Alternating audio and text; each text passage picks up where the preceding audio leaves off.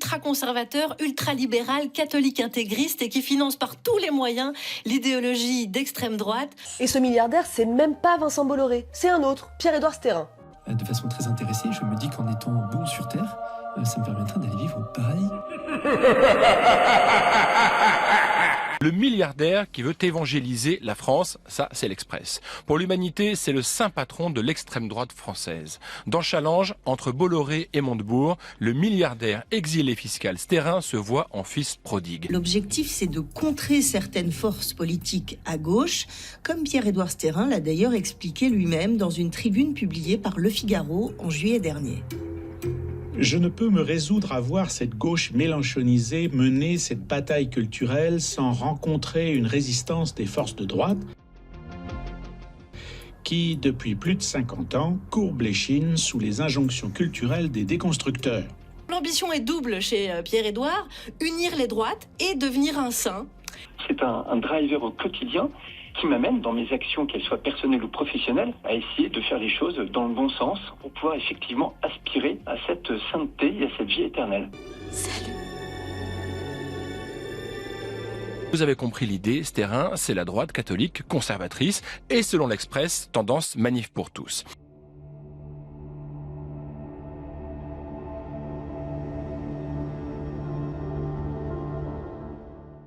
Si vous avez 2 minutes, je peux vous raconter mon histoire. Et comment? Ça nous intéresse, on va même prendre des notes. C'est le propriétaire de Smartbox. Smartbox, ce sont les petits coffrets qu'on peut acheter à la Fnac par exemple, qui permettent d'offrir très facilement un week-end, un dîner dans un restaurant, un massage, 3 tours de Porsche sur circuit. Voilà, c'est un cadeau d'expérience. Et donc je crée Smartbox en 2003 avec 5 000 € que me donnent mes parents. Et j'avais toujours cette envie de devenir, entre guillemets, milliardaire. C'est grâce aux dividendes de ces coffrets cadeaux qu'il a pu amasser petit à petit une très grande fortune, et qui est aujourd'hui évaluée à 1,4 milliard d'euros. Donc tous ceux qui ont offert une Smartbox bien-être à Noël, vous avez financé l'extrême droite. Il est en exilé fiscal depuis 2012, il vit en Belgique. Il a fui en fait le fisc pour pouvoir faire grossir encore sa fortune. Le classement des Business Angels a été publié dans le magazine Challenge et Pierre-Édouard Stérin, vous avez 51, vous êtes le numéro 1 du classement, vous avez investi 348 millions d'euros sur les derniers mois. Grosso modo, il préfère donner lui directement aux causes qui lui conviennent plutôt que de payer des impôts. C'est quelque chose qu'il revendique très crânement, très tranquillement, et il est objectivement un philanthrope. Ça a été pendant très longtemps un objectif à nouveau purement matériel qui était de me dire toujours plus, toujours plus, toujours plus. Autant aujourd'hui, la finalité est tout autre. Vous l'aurez compris, Stérin est libertarien. Donc il n'est pas exilé fiscal uniquement pour garder son pognon, il veut aussi en priver l'État français qui pourrait en faire n'importe quoi. Vous vous rendez compte, payer des fonctionnaires, faire tourner des services publics, l'horreur, quasiment l'Union soviétique. Affreux. On l'a fait parce qu'on estimait que c'était criminel de continuer à engraisser l'État français. Pour être un petit peu vulgaire peut-être, c'est plus de fric pour plus de biens. Donc ce qui m'intéresse aujourd'hui dans ma vie professionnelle, c'est de gagner plus d'argent pour essayer de financer plus de beaux projets qui œuvrent dans le bon sens afin de tirer la France vers le haut. Le milliardaire Pierre-Édouard Stérin a lancé un projet qui s'appelle le projet Périclès. Périclès, qu'est-ce que c'est? C'est d'abord un acronyme. Patriotes, enracinés, résistants, identitaires, chrétiens, libéraux, européens, souverainistes, rien que ça, tout un programme. C'est une feuille de route pour préparer la France à la prise de pouvoir de l'extrême droite, mais c'est aussi pour préparer l'extrême droite à prendre et exercer le pouvoir. Et tout est écrit, c'est fou. Alors autant Bolloré, si tu lui demandes, lui il va nier, il va dire non pas du tout, je n'ai pas d'agenda politique. Autant Stérin il dit oui, regardez, c'est tout écrit. Le but du projet, c'est une victoire idéologique, une victoire électorale et une victoire politique de l'union des droites. La manière dont ces gens se rassemblent, ce sont des valeurs. Alors ces valeurs, ce sont la famille, une place particulière pour le christianisme, la défense de la propriété privée, la fierté française, et ce sont des tendances qu'ils combattent. Alors, ils appellent ça hyper-étatisme, socialisme, assistanat, wokisme, islamisme, immigration, et ce qu'ils appellent la laïcité agressive. Et puis, dans ce projet Périclès, il y a encore d'autres projets. Oui, alors ils ont notamment un projet qui est lancé là aussi, qui est un projet de guérilla juridique. Leur but est de créer un collectif d'avocats pour lancer une 40aine de procédures par an contre les partisans de ce qu'ils appellent la théorie du genre, contre l'extrême gauche, contre la gauche en fait, contre les woke, contre les antiracistes, etc. Donc ça c'est assez dangereux quand même. Enfin, c'est un truc très affiché. En fait, c'est une forme de harcèlement judiciaire qui est programmée. Il finance des structures, des observatoires, des think tanks qui produisent des rapports, des contributions au débat public qui seront ensuite discutés en plateau par les journalistes ou reprises directement par les politiques. Par exemple, l'Observatoire de l'immigration et de la démographie a sorti une étude, là, en début d'année, une étude qui raconte que 580 millions de personnes dans le monde sont éligibles au droit d'asile français. Vous l'avez peut-être vu passer. C'est une étude qui est biaisée selon tous les spécialistes de l'immigration, mais cette étude, poussée par un institut financé par Pierre-Édouard Stérin, va se retrouver dans tous les médias de droite, largement diffusée, puis reprise par les députés, les élus du Rassemblement national. Ils veulent créer un nouveau think tank, le plus gros think tank de droite en France, d'extrême droite en France. Autre avatar de cette stratégie, un observatoire nommé Hexagone, suffisamment bien doté pour commander des sondages orientant le débat public sur des sujets comme la violence scolaire, les dépenses de l'État ou le logement. Créé il y a seulement 5 mois, il a déjà réussi à donner de la visibilité à ses études dans Les Échos ou sur BFM TV, tout en opérant depuis les locaux de Périclès. Dans ce projet, il y a 3 éléments qu'il faut retenir. Le premier, c'est que c'est un projet politique. Périclès, ça vise à faire gagner, en utilisant tous les moyens légaux possibles, l'extrême droite ou la droite à la prochaine présidentielle. Pour ça, Pierre-Édouard Stérin compte mobiliser beaucoup d'argent, 20 millions d'euros investis en 2025 selon ses équipes. Dans le détail, Périclès, ça va subventionner tout un écosystème de droite et d'extrême droite, des associations anti-immigration, des associations contre le wokisme ou des formations, des instituts d'idées, des think tanks, tout un écosystème qui va contribuer à diffuser les idées de Pierre-Édouard Stérin, surtout du côté ultralibéral pour l'économie ou ultra-conservateur pour le sociétal. Faire la différence lors des élections d'ici à 2 ans, former au combat électoral des candidats, mettre à disposition tous les outils nécessaires, big data, médias,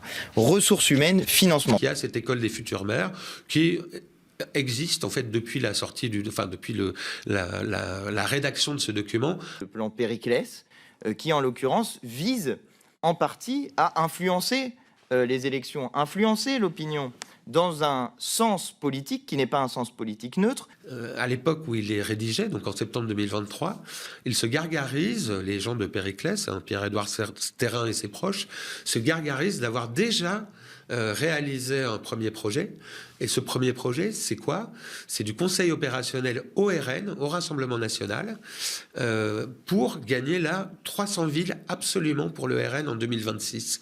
C'est écrit là aussi. C'est qui prévoit de recruter pas au sens salarié, mais de identifier, repérer, organiser ce qu'ils appellent une réserve. Donc c'est le sens militaire, de 1000 personnes qui seraient aptes à exercer le pouvoir en cas de victoire de l'extrême droite en 2027 à la présidentielle, aptes et alignés. Alignés, c'est un mot très important pour eux, parce qu'aligné, il faut des personnes alignées pour Pierre-Édouard Stérin. Aligné, ça veut dire des gens qui sont d'accord avec les valeurs dont on a parlé tout à l'heure, et qui sont pour l'union des droites radicales. Dans ce document rendu public, il est fait mention aussi de la volonté de prendre le contrôle d'instituts de sondage ou de créer des partenariats avec des médias. Marianne et l'Express sont par exemple cités dans ce document. En France, on ne peut pas financer de partis politiques au-delà d'un certain seuil. En général, 7 500 € par an par personne, plus un petit peu plus pendant les périodes d'élections présidentielles.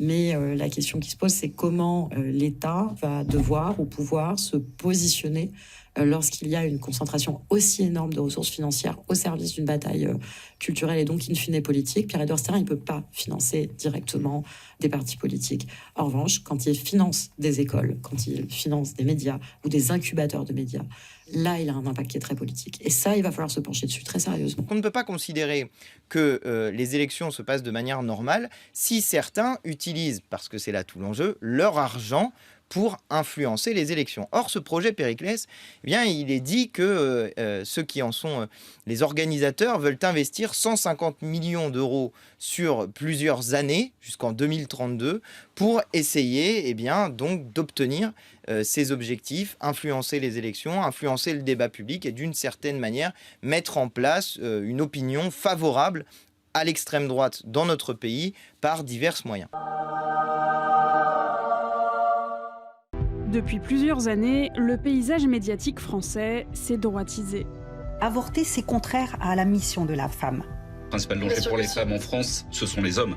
Ce sont les hommes, puisque... Ce sont les hommes immigrés, africains, noirs et arabes. Mais pour que ces rédactions fonctionnent, encore faut-il de jeunes journalistes pour les rejoindre.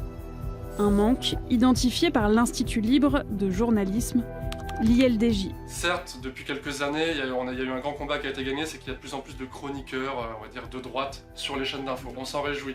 Mais le combat sera gagné le jour où le journaliste qui posera les questions à ce chroniqueur, le jour où le présentateur du JT aura ces idées-là. Bien plus qu'une simple école, il s'agit d'un réseau au service de la conquête médiatique par la droite de la droite. Selon notre décompte, plus de 80% des intervenants y assument ouvertement un discours de droite ou d'extrême droite.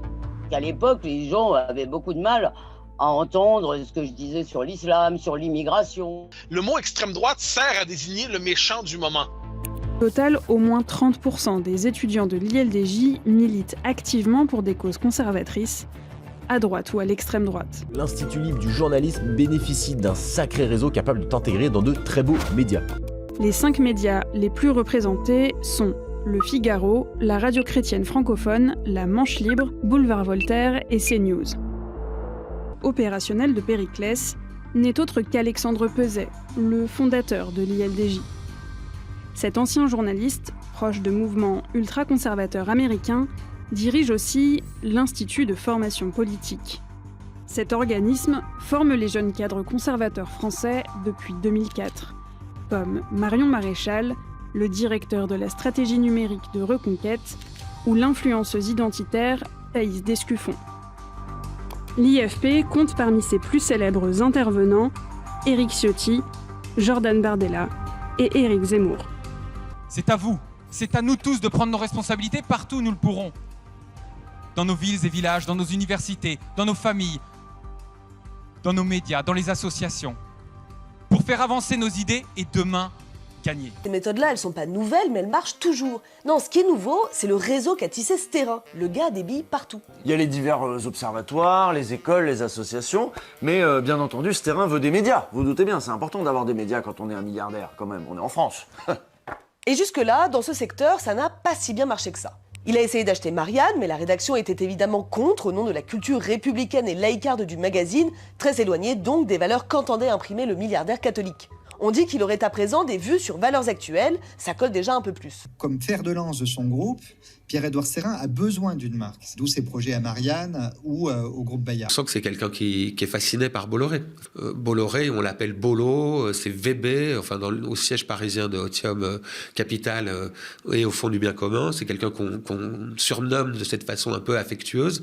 On a un deuxième Bolloré qui tente de se construire, mais pour l'instant, il n'y parvient pas. Entre Stérin et Bolloré, on peut dire qu'aujourd'hui, la grande famille de l'extrême droite, c'est un papa et un papa. Stérin était très impressionné par la manière dont Bolloré a racheté, a pris la main sur le JDD pour mettre ses pions avec évidemment un projet politique très très marqué. Chez Bayard, le fait que ce soit l'ancien bras droit de Pierre-Édouard Stérin qui soit recruté par un autre proche de Pierre-Édouard Stérin qui avait été placé à la tête du groupe Bayard, ça a suscité une bronca extrêmement forte dans les rédactions. Et les rédactions ont réussi à empêcher ça. Quand le nom de Stérin apparaît, dans certains, pas dans les droites extrêmes, où plutôt les gens applaudissent, et ça peut créer du rififi, comme on disait avant Twitch. Stérin a quand même investi dans des médias, mais des trucs beaucoup moins prestigieux. Des trucs comme Le Crayon, Une chaîne YouTube qui donne la parole à tout le monde, mais quand même pas mal à l'extrême droite. Mais attention, ils sont apolitiques, hein, bien entendu. Bien sûr qu'il y a des sous-cultures. Est-ce que c'est grave qu'il y ait des gens qui pensent que la Terre est plate, franchement? La réalité du vécu, c'est une chose. Aller casser le Fouquet, qu'est-ce que ça leur apporte? Ça paye pas les factures. Hein. Sterrin contrôle aussi Néo, une chaîne lifestyle, ambiance terroir, tradition et modernité.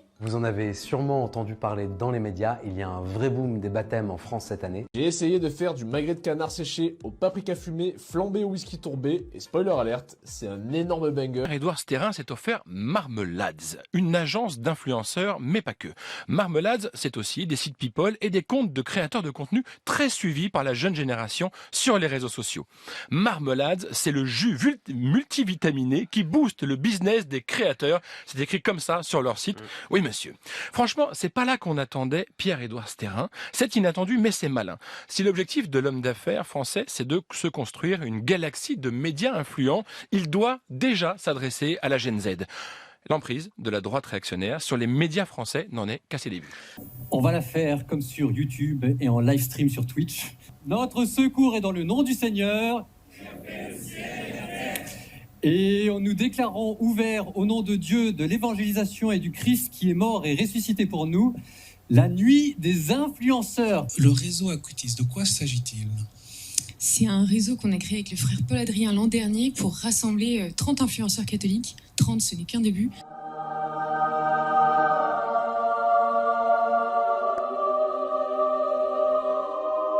Sterrin investit également dans une société de production, les Films à l'arrache, qui diffuse des courts-métrages présentés comme humoristiques et visibles sur Internet. En voici un extrait. Dans cette scène, une femme vient de perdre son animal de compagnie. Ça me fait trop de la peine, on s'attache trop vite à ces petites bêtes-là. Tu vas rester seule? Non. Ah, un chien? Non, non. Un hamster? Non plus. Un migrant. Oh. J'ai vu un film magnifique l'autre fois qui parlait d'une femme qui accueille un migrant chez elle. Ça m'a bouleversée. Je vais faire pareil. Il arrive cet après-midi. Mais tu l'as trouvé où? Il y a des associations qui recueillent des chats errants. Eh bien, il y a des associations qui recueillent des migrants errants aussi. Et tu l'as déjà vu? Oui. Ils m'ont montré une photo. C'est quoi comme race? Bon, un croisement, on sait pas trop. Et il est propre? Ah bah j'espère. Non mais attends, je déconne. Ah oui. Ouais, un humour bien particulier.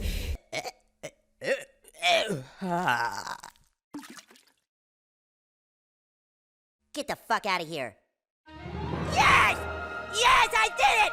I crapped out my mouth! I crapped out my mouth! La Nuit du bien commun, c'est une des vitrines du fonds philanthropique de Sterrin. On vous le dit parce que les organisateurs le présentent pas forcément comme ça, même quand on leur pose la question. Dites-nous quand même, qui est à l'origine de cette initiative? L'équipe des fondateurs? Est-ce qu'il y a quelques noms importants à retenir?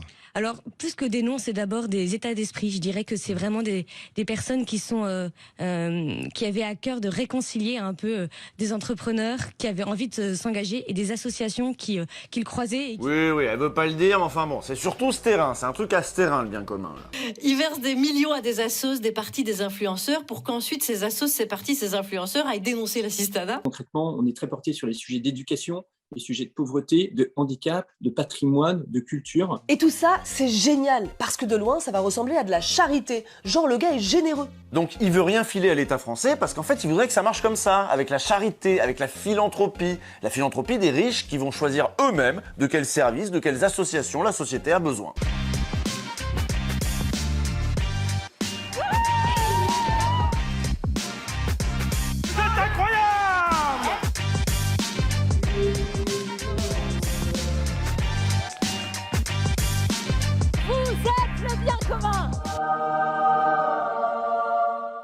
Au-delà des associations et des think tanks qui sont soutenus par Périclès, ce qui est intéressant, c'est de mesurer le degré d'entrisme de cette association et des hommes de Pierre-Édouard Sterrin dans les principaux partis politiques de droite et d'extrême droite. Le monsieur dont je parlais tout à l'heure, qui s'occupait de la communication de Sterrin vis-à-vis de l'humanité en juillet dernier, il est aujourd'hui le communicant de Bruno Retailleau à la place Beauvau, donc au ministère de l'Intérieur. On retrouve les principaux hommes de confiance de Pierre-Édouard Sterrin intégrés officiellement ou officieusement dans les principaux partis politiques On a par exemple François Durvy, le bras droit de Pierre-Édouard Stérin, qui est aujourd'hui le principal conseiller économique de Marine Le Pen et de Jordan Bardella. On a aussi beaucoup des cadres, des collaborateurs de Pierre-Édouard Stérin qu'on va retrouver dans l'écosystème d'Éric Ciotti. Il y a une porosité totale aujourd'hui dans ce camp, et Stérin occupe place, commence à prendre une place importante. Pourquoi il l'occupe? Parce qu'en fait, effectivement, il a de l'argent, il est prêt à le cramer son argent pour financer des projets, les causes qui lui tiennent à cœur. La question que nous pose Stérin n'est pas compliquée. Va falloir qu'on choisisse entre les ultra riches et la démocratie. Parce qu'apparemment on peut pas avoir les deux, ça devient de plus en plus clair pour tout le monde. Les riches ont un programme et ils sont plus chauds que jamais.